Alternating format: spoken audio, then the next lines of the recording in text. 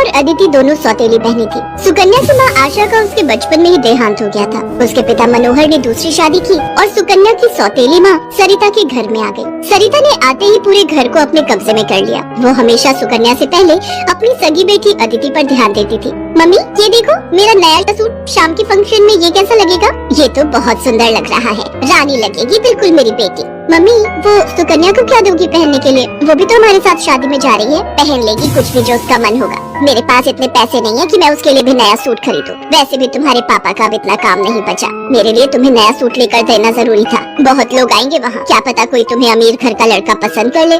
अरे सरिता, कभी कभी अपनी बड़ी बेटी सुकन्या के बारे में भी सोच लिया करो। वो बेचारी भी तो शादी लायक है।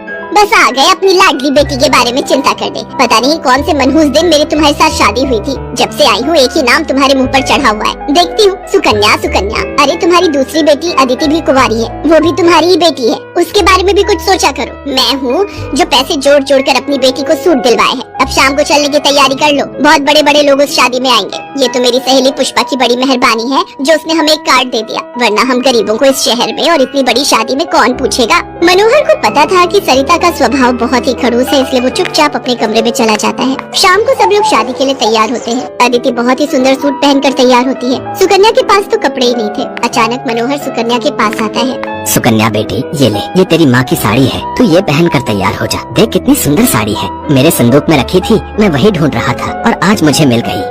पिताजी ये माँ की साड़ी सचमुच, ये साड़ी तो बहुत सुंदर है। शुक्रिया पिताजी, आज आपने माँ की ये साड़ी देखकर मुझे बहुत खुशी दी है।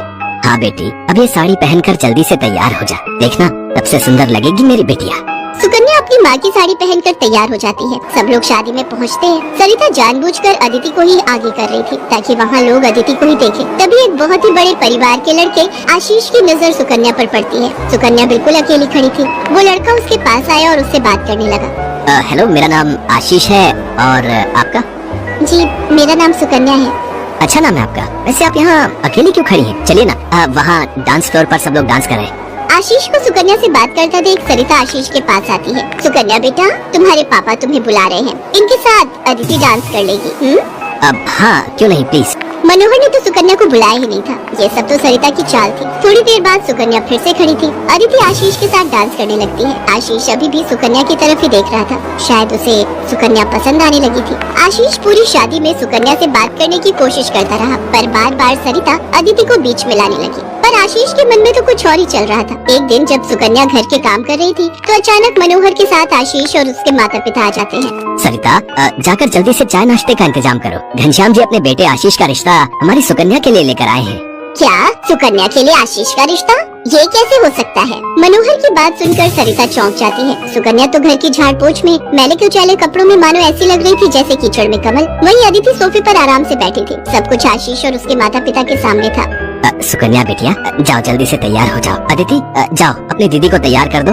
कोई जरूरत नहीं है तुम्हें उसे तैयार करने की। तुम उसकी नौकर नहीं हो जो उसे तैयार करो, अपने आप हो जाएगी तैयार। ये रिश्ता उसके लिए आया है, अदिति उसकी नौकरानी नहीं है। अंदर चल रही सरिता और मनोहर की बातें थोड़ी थोड़ी आशीष और उसके माता पिता के कानों में आ रही थी, इसलिए मनोहर बाहर आ जाता है। मनोहर जी, हमारे बेटे आशीष को आपकी सुकन्या उस दिन बहुत पसंद आई थी और वैसे भी हम आशीष के लिए लड़की ढूंढ ही रहे थे, इसलिए अचानक ही आपको मैंने फोन मिला दिया। मेरी सुकन्या तो बहुत किस्मत वाली है जो आप जैसे इतने बड़े घर का रिश्ता उसके लिए आया, वरना हम तो, मैं आपको क्या ही कहूँ। घनश्याम जी, आपने सचमुच मुझ पर बहुत बड़ा उपकार किया है। नहीं नहीं मनोहर जी, इंसान दिल से अमीर होता है। आपने अपनी बेटी सुकन्या को जो संस्कार दिए हैं वो किसी धन दौलत से कम नहीं।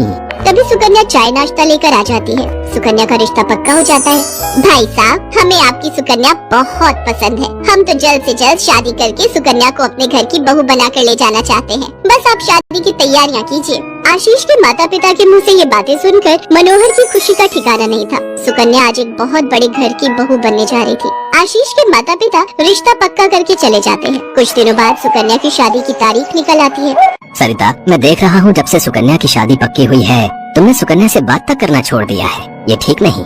तुम अपनी बेटी की शादी करो, मैं इस शादी में कोई हाथ नहीं लगाऊंगी। ये रिश्ता मेरी बेटी के लिए था। मैं चाहती थी आशीष के साथ अपनी बेटी का रिश्ता करना, पर तुम्हारी उस सुकन्या ने सब काम खराब कर दिया।